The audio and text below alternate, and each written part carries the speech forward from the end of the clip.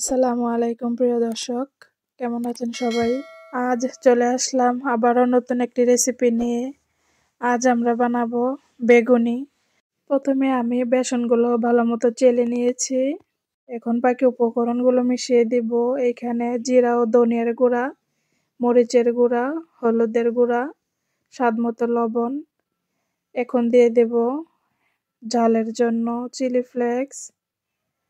এইখানে আমি পাঁচফোড়ন ভাজা গুঁড়ো করে দিয়েছি, সামান্য খাবার সোডা, কালারটা সুন্দর আসার জন্য চিমটি পরিমাণ আমি এখানে জর্দা রং দিয়ে দিলাম।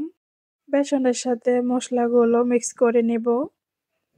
ভালোভাবে মেশানোর পর ঠান্ডা পানি দিয়ে আমি সুন্দর একটা স্মুথ ব্যাটার তৈরি করে নিব। বেসনগুলো প্রথম থেকে যদি আমরা চেলে না নেই তাহলে মেশানোর সময় অনেক দলা দলা থাকে। বেসনগুলো চেলে নিলে স্মুথ একটা ব্যাটার রেডি করতে অনেকটাই সুবিধা হয়, ব্যাটারটা অনেক সুন্দর হয়।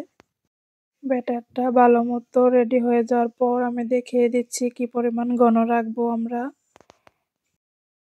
কেউ চাইলে এখানে ক্রিস্পি করার জন্য কর্নফ্লাওয়ার দিতে পারেন, কেউ চাইলে ব্যাটারটা হাত দিয়ে ফেটে ভালো করে রেডি করে নিতে পারবেন।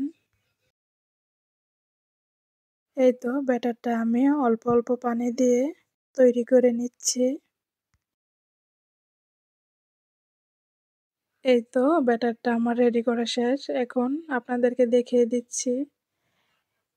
এই পর্যায়ে আমি আর পানি দিয়ে পাতলা করব না। ব্যাটারটা এখন একপাশে সরিয়ে নিব। আমি এখন বেগুনের জন্য 3টি বেগুন নিয়েছি। বেগুনগুলো আমি পছন্দ মতো সাইজ করে কেটে নিব। বেগুনগুলো যার যার পছন্দ মতো কেটে নেবেন, পাতলা বা মোটা করে। মোটা করে কাটলেও কোনো সমস্যা নেই, সিদ্ধ হয়ে যাবে ভাজার সময়। আমার ভিডিওগুলো ভালো লাগলে সবাই আমাকে সাপোর্ট করবেন, পাশে থাকবেন, নতুন নতুন রেসিপি নিয়ে আসার জন্য উৎসাহ দিবেন। এই তো আমি সবগুলো এই সাইজ করে কেটে নেব।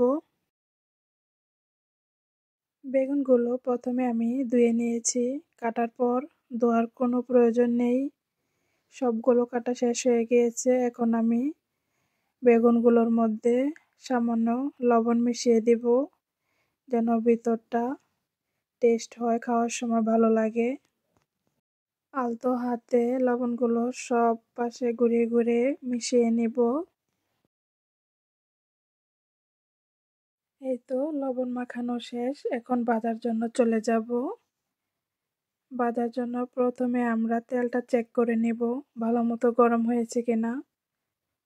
ভালো মতো গরম হয়ে গেলে মিডিয়াম আঁচে একে একে বেগুনিগুলো দিয়ে দিব। এই তো তেলটা সুন্দর মতো গরম হয়েছে। এখন আমি একে একে বেগুনিগুলো দিয়ে দিব। এই তো এখন আমি গরম তেলে একটা বেগুনি দিয়ে দিলাম। যখন কোনো দোকানের পাশে বেগুনি আলুর চপ ভাজা হয় তখন ঘ্রাণ শুনলেই খেতে মনে চায়। হাতে কিছুটা সময় বের করে নিলে সুন্দর হেলদি ভাবে আমরা বাসায় বানিয়ে খেতে পারি আলুর চপ, বেগুনি, পেঁয়াজি। রেসিপি দেখে শিখে ঘরেই বাচ্চাদেরকে নিয়ে মজার মজার খাবার বানিয়ে খেতে পারেন।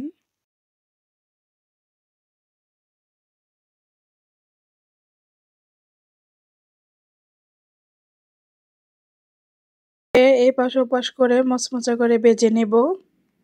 যখনই আমরা বেগুনিগুলো দিব তখন এইভাবে নেড়ে নেড়ে বেগুনের উপরে তেল দিয়ে দেব, তাহলে দুই পাশেই ঠিক মতো ফুলবে।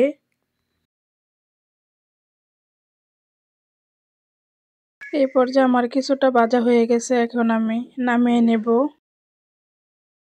প্রত্যেকটা বেগুনি দেওয়ার পর এই তো সুন্দর মতো ফুলে উঠেছে।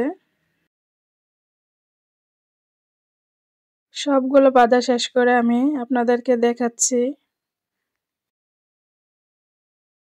এই তো এইখানে আমার সবগুলো ভাজা শেষ। মাশাআল্লাহ কত সুন্দর হয়েছে।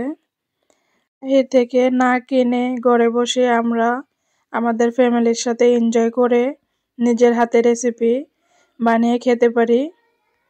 দুপুর শেষে বিকাল হলেই আমাদের কিছু না কিছু খেতে মনে চায় বা বাচ্চাদেরকে কিছু করে দেওয়া হয়, তখনই কিছু রেসিপি ফলো করে ঘরেই বানিয়ে খেতে পারেন অসম্ভব মজার মজার খাবার। যারা যারা আমার পাশে আছেন সকল আপুদেরকে অনেক অনেক ধন্যবাদ। সবাইকে ভিডিওটি দেখার জন্য অনেক অনেক ধন্যবাদ। ফিরে আসবো নেক্সট ভিডিও নিয়ে। আল্লাহ হাফেজ।